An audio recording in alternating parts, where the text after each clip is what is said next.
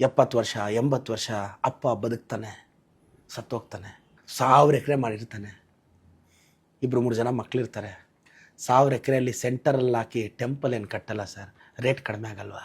ಮೂಲೆಯಲ್ಲಿ ಹಾಕ್ತಾರೆ.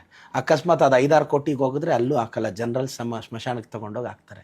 ಹೋಗ್ಲಿ 1000 ಎಕರೆ ಮಾಡಿದ್ರು ಒಂದೊಳ್ಳೆ ಇಂಪೋರ್ಟೆಡ್ 2,000-3,000 ರೂಪಾಯಿ ಸ್ಕ್ವೇರ್ ಫೀಟ್ ಗ್ರಾನೈಟ್ ತಂದು ನೀಟಾಗಾದರೂ ಹಾಕಲ್ಲ ಸರ್. ಒಂದು 5 ಲಕ್ಷ ಬಡ್ಜೆಟಲ್ಲಿ ಮುಗಿಸ್ಬಿಸಾಕ್ತಾರೆ.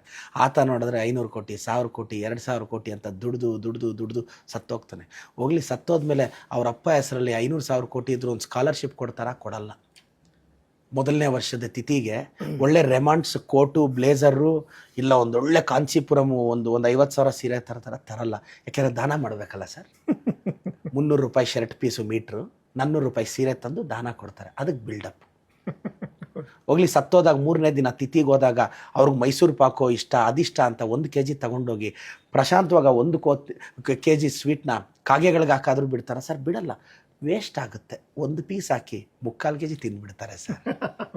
ಹೋಗ್ಲಿ ಸತ್ತೋದ್ಮೇಲೆ ಡೈಲಿ ನೀನು 1000 ಕೋಟಿ ಮಾಡಿ ಸತ್ತೋದ್ರು ಫೋಟೋ ಇಟ್ಟು ಡೈಲಿ ಒಂದು 20 ರೂಪಾಯಿ ಬಂಡವಾಳ ಹಾಕಿ ಫ್ರೆಶ್ ಆಗಿರೋ ಹಾರ ಹಾಕ್ತಾರೆ ಸರ್? ಹಾಕಲ್ಲ.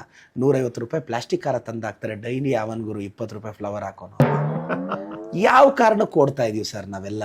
ಕರೆಕ್ಟ್. ಕಾಣದ ಕಡಲಿಗೆ ಅಂಬಲಿಸಿದ ಮನ, ಕಾಣದ ಕಡಲಿಗೆ ಅಂಬಲಿಸಿ